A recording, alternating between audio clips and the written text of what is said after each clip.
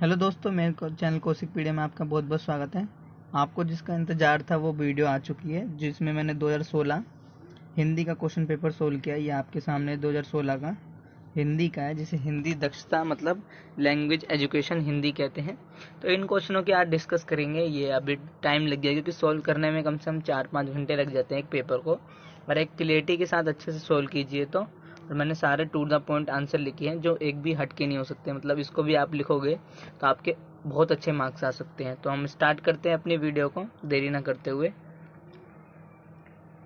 ये आपके question paper आप देख सकते हो, जैसे बहुभाषिकता पहले पूछा है। मैंने 7-7 क्वेश्चन लिख रखे हैं, वैसे आपको दिक्कत नहीं होगी, तो इनको भी आप एक बार देख सकते हो। ये हम आते हैं अपने क्वेश्चन पे। इससे पहला क्वेश्चन पूछा है कि बहुभाषिकता के अर्थ को स्पष्ट करते हुए इसके महत्व पर प्रकाश डालिए। एक बहुभाषिकता वाला कक्षा में आप विद्यार्थियों को हिंदी भाषा सिखाने के लिए क्या प्रयास करोगे, ठीक है, या उपाय करोगे। तो बहुभाषिकता पहले आपको अर्थ बताना है, कितने नंबर में, 3 नंबर, मतलब आपको अच्छे से एक पेज तो लिखना पड़ेगा इसमें। फिर इसका महत्व बताना है, उसमें भी आपको एक पेज, फिर 2 पेज में आपको 4 नंबर में 2-2 पॉइंट एक एक पेज पे एक्सप्लेन कर सकते हो, जो इसके उपाय बताने हैं आपको। देखो, बहुभाषिकता क्या होती है। बहुभाषिकता का अर्थ है ऐसे व्यक्ति से जो 2 या 2 से अधिक भाषा का प्रयोग करता है। जैसे क्लासरूम में हम बोलते हैं कि अलग अलग बच्चे अलग अलग भाषाओं का प्रयोग करते हैं, तो क्लासरूम में एक बहुभाषिकता कक्षा है। इस तरीके से हम बात करते हैं। बहुभाषी लोगों की संख्या एक भाषा की तुलना में भारत में बहुत ज़्यादा अधिक है, क्योंकि हर एक क्षेत्रीय भाषा ज्ञान रखता है, अपनी मातृभाषा, एक हिंदी, एक अंग्रेजी, ऑलमोस्ट अब सभी ज्ञान रखते हैं जो बच्चे हम देखते हैं, तो वो बहुभाषिकता है उसके अंदर। द्विभाषिकता किसी भी व्यक्ति के ज्ञान एवं व्यक्तित्व विकास के लिए बहुत उपयोगी होती है। भारत ने अपने सांस्कृतिक, व्यवहारिक एवं सामाजिक कारणों के फलस्वरूप यहाँ बहुभाषिकता पहले से मौजूद है ना। यहाँ की बहुत सारी कल्चरल डाइवर्सिटी है, सामाजिक कारण है, इस कारण। और बहुभाषिकता का महत्व क्या है, क्या क्या हमें बहुभाषिकता से महत्व मिलता है। भाषा विकास में तो सहायक होगा ही कि अलग अलग हम भाषा को सीख सकते हैं। स्थानीय भाषा को बढ़ावा मिलता है। कक्षा में संसाधन के रूप में उपयोग होता है। बच्चों की अस्मिता का निर्माण होता है, मतलब जो बच्चों की पहचान होती है उसका एक महत्व बनता है। विकास में अत्यंत सहायक है। बहुभाषी शिक्षण को प्रोत्साहित मिलता है। बहुभाषी कक्षा में विद्यार्थियों को हिंदी सिखाने के लिए आप क्या क्या उपाय करोगे। तो देखो, पहला उपाय है कि बच्चों की क्षेत्रीय भाषा को महत्व दोगे, ताकि वो हिंदी से जोड़ के अपनी क्षेत्रीय भाषा से हिंदी को जोड़ के डेवलप कर सके। हिंदी भाषा सिखाने के लिए बहुभाषिकता को एक गुण व साधन के रूप में हम समझेंगे। सभी को अपनी भाषा विचार अभिव्यक्त करने की स्वतंत्रता देंगे, ताकि वो हिंदी से जुड़ सके और हिंदी को सीख सके। एक जो इन्वायरमेंट होता है वो प्रदान करेंगे। सभी विद्यार्थियों को गतिविधि में भाग लेने का अवसर देंगे। जो भी हिंदी सिखाने से क्रियाकलाप करा रहे, चाहे वो प्रत्यय सिखाने के लिए, भाषा सिखाने के लिए, व्याकरण सिखाने के लिए, जो भी है। बहुभाषी हिंदी पठन सामग्री का उपयोग करेंगे। जो भी बहुभाषी सामग्री है पढ़ने की, वो हम यूज कर सकते हैं। दूसरा क्वेश्चन है, भाषा सौंदर्य से आप क्या समझते हैं। कक्षा 7वीं के लिए अलंकार शिक्षण पर एक पाठ योजना। तो पाठ योजना का आपका क्वेश्चन फिक्स आएगा, बट कई बार अथवा में नहीं आता क्वेश्चन, तो आपको करना ही पड़ेगा। तो कई बार पाठ योजना ना पूछ के पूछ लेगा कि भाषा सौंदर्य है क्या, अलंकार है क्या। ये तो भाषा सौंदर्य उसको कहते हैं जो भाषा की शोभा बढ़ाते हैं। क्या क्या भाषा की शोभा बढ़ाते हैं। अलंकार हो गया, शब्द शक्तियाँ, रस। अब इसमें जितने भी चीज हम पढ़ते हैं, रस, समास, संधि विच्छेद, जो भी भाषा को एक बढ़ावा देते हैं। तो भाषा में उत्पन्न होने वाले सौंदर्य, अर्थात भाषा शब्द या अर्थ के आधार पर जब सौंदर्य उत्पन्न होता है, उसी को भाषा सौंदर्य कहते हैं। अब पूछा है इसने अलंकार शिक्षण पर एक पाठ योजना। तो मैंने एक सैंपल दे रखा है यहाँ पाठ योजना, आप देख सकते हो। इसे पाठ योजना मैंने एक बनाया था अपने टाइम। तो ये अलंकार का ऐसे विशिष्ट उद्देश्य से आप ऐसे डाल सकते हो। ये थोड़ा ब्लर है तो आपको सही से दिख नहीं रहा होगा, इसलिए विशिष्ट उद्देश्य आप ऐसे डालोगे। फिर शिक्षण सहायक सामग्री, ये आप एक बार देख लीजिए। ऐसे अलंकार का आपको बताना है कि अलंकार ये होता है। उद्देश्य, छात्रों हम आज अलंकार के बारे में पढ़ेंगे ऐसे। फिर अलंकार के अर्थ बताओगे। अलंकार 2 प्रकार के होते हैं, शब्द अलंकार, अर्थ अलंकार।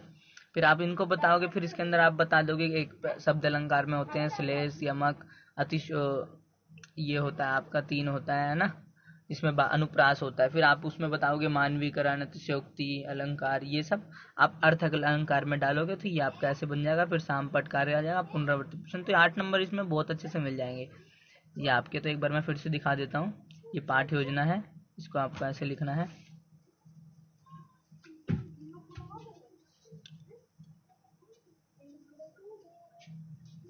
इस तरीके से आप देख लो, इसे इस तरीके से हम बना लेंगे। अब तीसरे क्वेश्चन पे आते हैं अपने।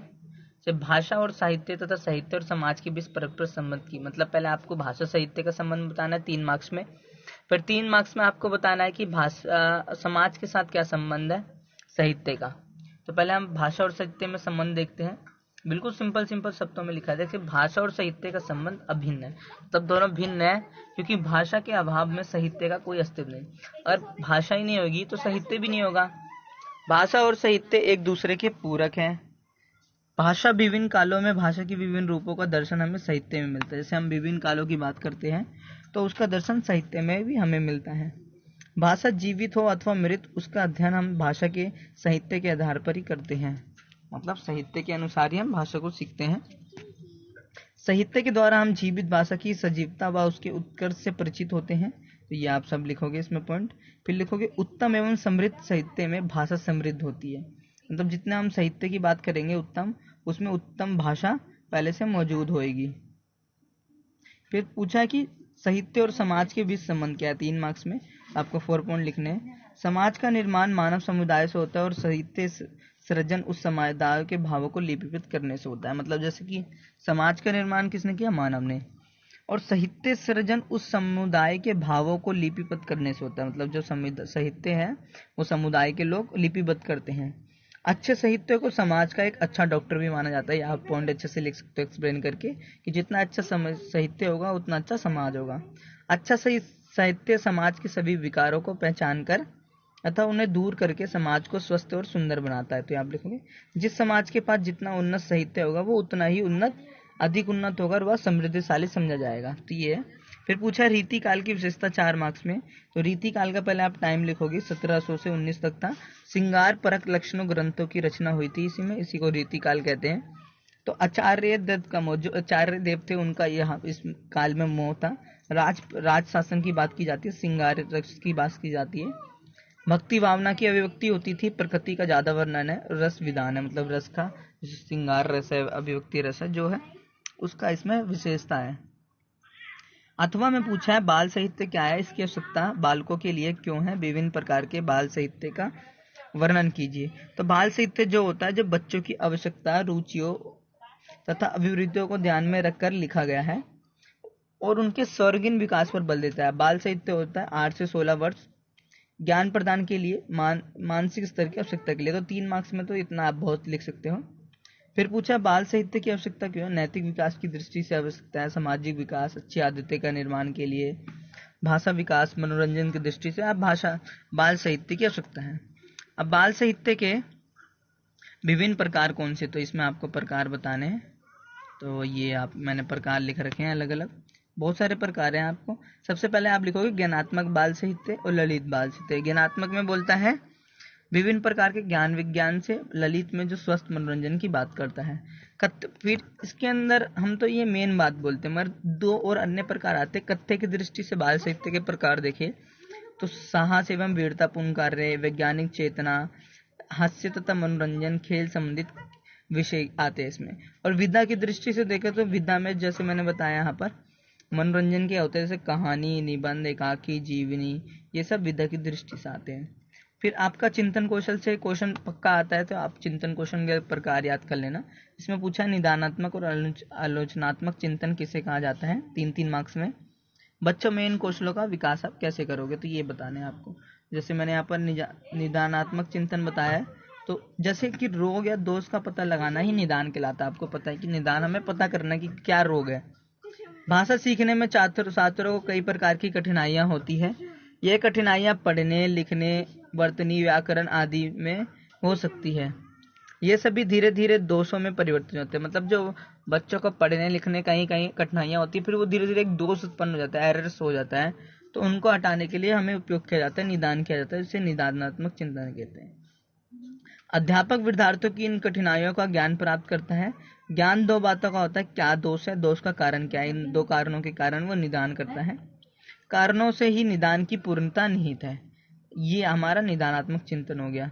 आलोचनात्मक चिंतन है कि साहित्य जब अपने स्वरूप का विश्लेषण स्वयं करने लगता है तब आलोचना का जन्म होता है। मतलब कि वो स्वयं स्वरूप विश्लेषण कर रहा है तो आलोचना जन्म होगी। साहित्य के क्षेत्र में किसी ग्रंथ का अध्ययन तथा मनन करके उसके गुण दोषों की विवेचना करना, मतलब पहले हमने उसका अध्ययन कर लिया, फिर उसके क्या गुण हो सकते हैं, क्या हानि हो सकते हैं, उनको हम विवेचना करेंगे तो वो क्या होगा, आलोचना हो रही है उसकी, सही भी बता रहे हैं और गलत भी चीजें बता रहे हैं, तो उसे आलोचनात्मक चिंतन कहते हैं। अब इन दोनों को हम कौशलों को विकसित कैसे करेंगे बच्चों में? सबसे पहले पुस्तक पाठ्य या पाठ्य की विषय वस्तु पाठ्यक्रम के अनुकूल होगी। दूसरा है भाषा विषय वस्तु में तथ्यों की स्पष्टता होनी चाहिए, तभी ये हम इसका प्रयास कर सकते हैं या उपयोग कर सकते हैं। शब्दावली छात्रों के स्तर के अनुकूल हो। विषय वस्तु की शुद्धता व विश्वसनीयता को जांचना।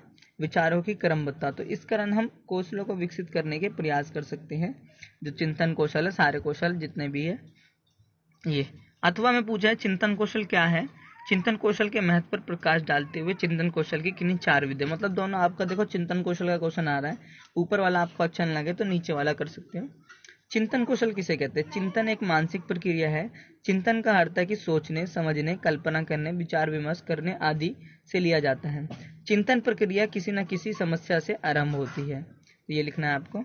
जैसे रोज के अनुसार कहता है चिंतन मानसिक क्रिया का ज्ञानात्मक पहलू है, ये मन की बातों से संबंधित मानसिक क्रिया है जिसमें चिंतन कौशल के महत्व क्या है, 3 मार्क्स में आपका पूछा है। देखो, स्वतंत्र विचारों की स्पष्ट व शुद्ध भाषा में प्रयोग करने में इसका महत्व है। बौद्धिक मानसिक शक्ति का विकास करने में, मौलिक चिंतन में, कल्पना विचार करने में, चिंतन कौशल स्वाध्याय करने में प्रोत्साहित करता है। तो सिंपल शब्दों में बौद्धिक विकास, मानसिक विकास, शुद्ध भाषा बोलने में। चिंतन कौशल को हम विकसित कैसे कर सकते हैं? तो अलग अलग एक्टिविटी करा सकते हैं, या जो क्रियाकलाप होते हैं उनको, जैसे परिचर्या विधि, जिसे परिचर्चा भी कहते हैं, प्रश्नोत्तर विधि, विश्लेषण विधि, वाद विवाद, संक्षेपण विधि से कम शब्दों में पुनः कथन, तुलना विधि। तो इस द्वारा हम विकसित कर सकते हैं चिंतन कौशलों को। अब पत्रकारिता क्या है? आज के युग में पत्रकारिता क्यों महत्वपूर्ण? एक अच्छी पत्रकारिता किन्हीं 10 विशेषता पर प्रकाश डालिए। देखो, पत्रकारिता समाचार पत्र से संबंधित व्यवसाय का नाम है। मतलब जो समाचार पत्र लोग वाले काम करते हैं उन्हीं को पत्रकारिता कहते हैं। मतलब जो छापने, सूचना इकट्ठित करने, जानने, उनका काम करते हैं, उन्हें पत्रकारिता कहते हैं। तो ये आपको लिखना है इसमें। अब जिसमें समाचारों को एकत्रित करना, लिखना, जानकारी एकत्रित करना, पहुंचाना, संपादित करना आदि सम्मिलित है। पत्रकारिता के अनेक माध्यम, पत्रिकारिता, अखबार, रेडियो, पत्रकारिता, ये सब आ सकते हैं। जनसंपर्क तथा जन संप्रेषण के रूप में कार्य करती है। पत्रकारिता का महत्व क्या है? सामाजिक महत्व, राजनीतिक महत्व, सांस्कृतिक महत्व, राष्ट्रीय महत्व। समाज से जुड़े हुए तथ्य होते हैं इसमें। राजनीतिक, क्योंकि पत्रकारिता को राजनीति का रूप दिया कि इसमें लड़ाई झगड़े, ये बहस वहस होती रहती है। राष्ट्रीय महत्व भी होता है। राष्ट्रीय एवं मानवीय मूल्यों से संदर्भित एक सत्कार्य है ये पत्रकारिता। अब एक अच्छे पत्रकारिता की 10 विशेषता आपको लिखनी है।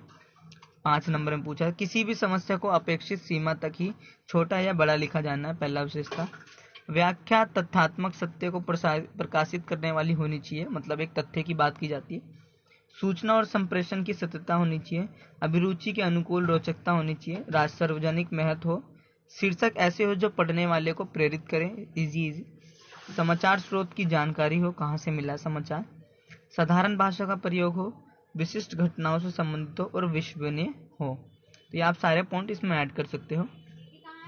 अथवा में पूछा है कि अनुवाद से क्या समझते हैं, अनुवाद की उपयोगिता क्यों है, अच्छे अनुवादक में कौन कौन से गुण अपेक्षित हैं। 2, 3, 5 मतलब 10 का आपका पूछा है। तो अनुवाद आपको पता ही, इसे ट्रांसलेशन कहते हैं, जो एक व्यक्ति अनुवाद करता है। तो अनुवाद शब्द अनु उपशब्द के साथ निकला है और वाद शब्द से बना है।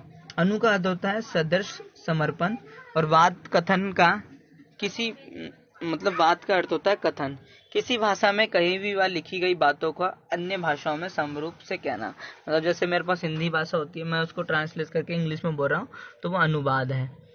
तो जैसे जेसी कैटफोर्ड ने कहा है कि किसी भी एक भाषा की पाठ्य सामग्री को दूसरी भाषा में उसी रूप में रूपांतरित करना अनुवाद कहलाता है। अनुवाद की उपयोगिता क्या है? बातचीत के लिए उपयोग है, पत्राचार के लिए उपयोग है, धार्मिक क्षेत्र के लिए, न्यायालय के लिए, कार्य के लिए, शिक्षा का क्षेत्र, साहित्य के लिए। बातचीत मतलब हम ट्रांसलेट करते हैं, किसी की भाषा समझ में ना आए। न्यायालय, जैसे कोई भारी विदेशी मुकदमा आ गया, तब कार्यालय में भी बहुत सारे काम होते हैं, तो अनुवाद करना जरूरी है। अच्छे अनुवादक के गुण क्या होते हैं? वो त्वरित बुद्धि वाला होना चाहिए, मानसिक उपस्थिति वाला होना चाहिए, पाठक के स्तर तथा अपेक्षा को समझने वाला, मतलब जो एक हमारे सामने अनुवादक है ट्रांसलेशन वाला, उसकी एक माइंड सेट होना चाहिए, सोचने समझने की शक्ति अच्छी होनी चाहिए, मनन चिंतन की, अभिव्यक्ति, बोलने की, मूल रचना के भाषा शैली का प्रयोग, मतलब एज इट इज सेम ही बोलना चाहिए, कोई एडिशनल वर्ड ऐड नहीं करना चाहिए उससे भाषा में। तो ये आप गुण याद कर सकते हैं उसके। अब छठा क्वेश्चन आपका आता है व्याकरण से, एक एक नंबर के 5 पूछते हैं। तो उसमें पहले पूछा है कि संधि, वीर प्लस आंगना को इसमें पूछा था कि आप इसको बना के लिखे और इसकी संधि का नाम लिखे। तो वीरांगना ऐसे बनेगा, इस संधि का नाम है दीर्घ संधि। अति प्लस अधिक का नाम हम जोड़ेंगे तो क्या बनेगा? अत्याधिक, जिसे बोलते हैं यन संधि। समास का नाम लिखना, जैसे इसमें था अनुभव जन्य, तो ये तत्पुरुष समास होता है। मृत्युंजय, ये बहुव्रीहि समास होता है। सोरठा छंद के लक्षण पूछे इसमें। तो सोरठा छंद के लक्षण क्या होते हैं? 24 मात्राओं का मात्रिक छंद होता है, इसमें 24 मात्राएं होती है। दोहे का उल्टा होता है, विषम में 11 मात्रा होती है, सम में 13 मात्रा, मतलब शुरू में 11 फिर 13 ऐसे मात्रा होती है। अब इसमें पूछा है अभिधा शब्द शक्ति क्या है? जो शब्द शक्ति जो शब्दों की शक्ति बढ़ा देती है। तो शब्द जिस शक्ति में संकेतिक, प्रसिद्ध या मुख्य अर्थ का बोध हो उसे अभिधा शब्द कहते हैं। रस के अंग पूछे हैं, विभाव, अनुभव, अभिचारी भाव तथा स्थायी भाव, ये रस के अंग है।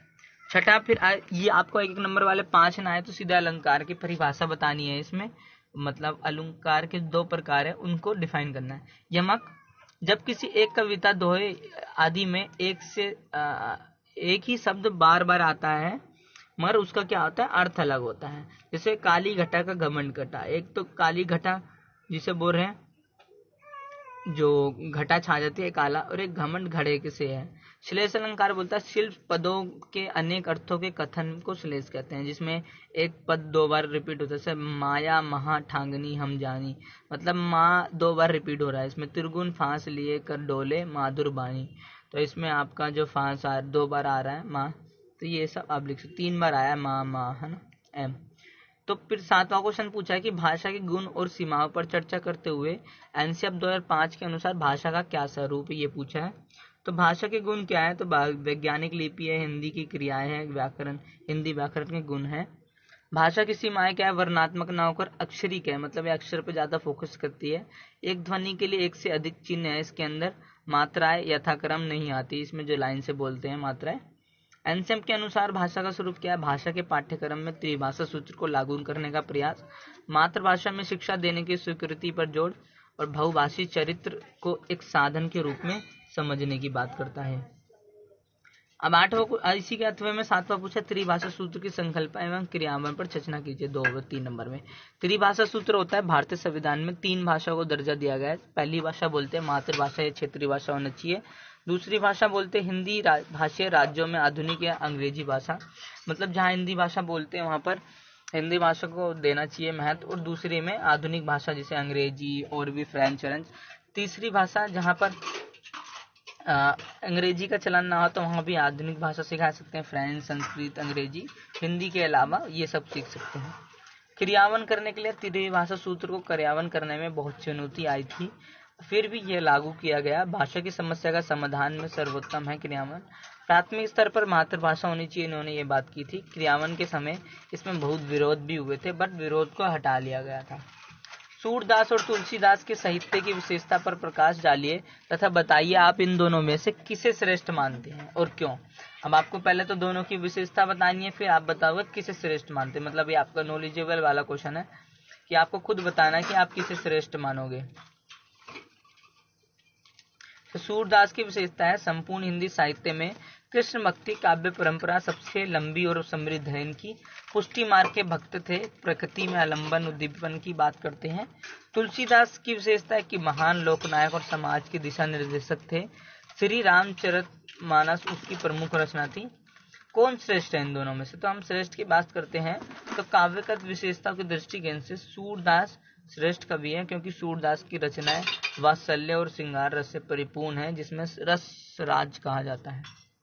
9वां क्वेश्चन पूछा है प्राथमिक स्तर पर समस्या एवं सृजनात्मक कौशल के विकास के लिए आप किस किस प्रकार के अधिगम क्रियाओं का, तो इसमें एक्टिविटी बताने से परिचर्चा करवा सकते हो, वाद विवाद, रोल प्ले, प्रश्नोत्तर, नाटक, कविता, कहानी, गतिविधियों का आयोजन आप करवा सकते हो। तो 5 पॉइंट आपको लिखने हैं, 5 मार्क्स मिल जाएंगे।